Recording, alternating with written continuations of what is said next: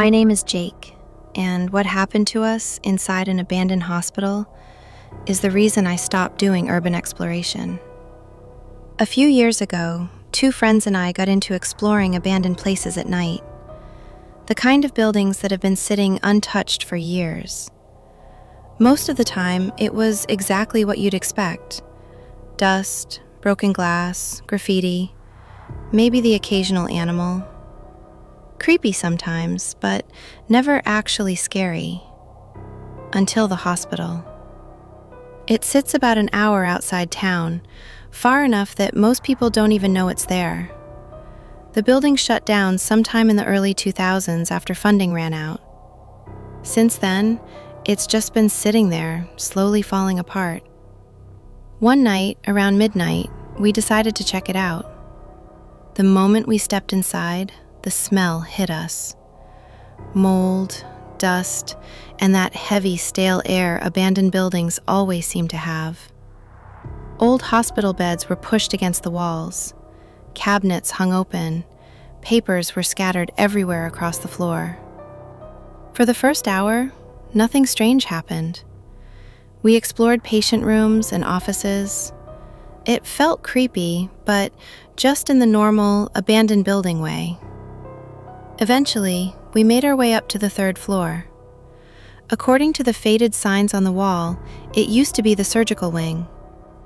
The hallway up there was darker than the rest of the building. Most of the windows were boarded up, so the only light came from our flashlights. We were halfway down the corridor when we heard the first sound: a metal. We stopped and listened. Then we heard it. A woman crying.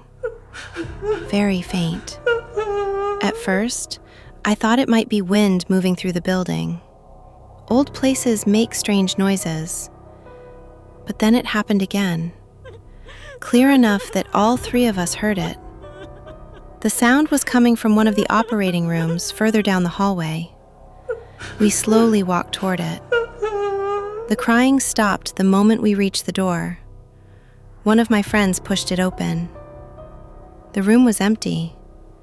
Just an old surgical table and a broken cabinet against the wall. No one there. We checked behind the door and even looked in a small storage closet. Nothing.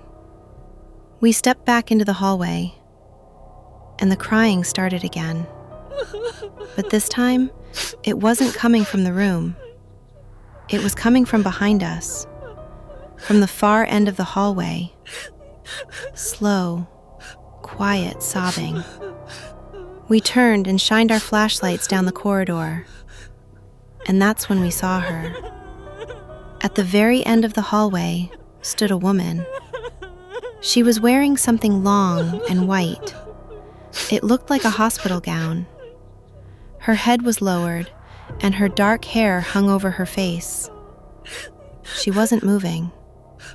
For a moment, we all just stared, trying to understand what we were seeing. Then, slowly, she lifted her head. But we still couldn't see her face. Our flashlights were pointed directly at her, but the light didn't seem to reach her properly. It was like the darkness around her was swallowing it. And then she started walking toward us. The crying stopped. The hallway went completely silent, except for the sound of her footsteps. She was getting closer. Halfway down the hallway, all three of our flashlights started flickering.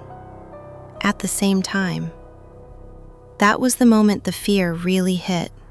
The crying started again, only now it sounded much closer. One of the flashlights went out completely. For a split second, the only light left was from mine. And in that light, she was suddenly much closer, standing in the middle of the hallway. Her head tilted slightly to the side, her hair still covering her face. Then my flashlight flickered, and when the light came back on, she was gone. The second we realized that, it was like a switch flipped in all of us. Pure instinct. None of us said a word. We all turned at the same time and ran as fast as we could toward the stairs. Our footsteps echoed through the entire building as we ran. None of us even looked back. We just ran. Through the hallway, out the door we came in through. We didn't stop until we were halfway across the parking lot. When we finally turned around, the hospital was completely dark again. But one of my friends suddenly grabbed my arm and pointed. One of the windows facing the parking lot. There was a shape standing there, watching us from inside the building. Even from that far away, you could see the long, white shape of a hospital gown.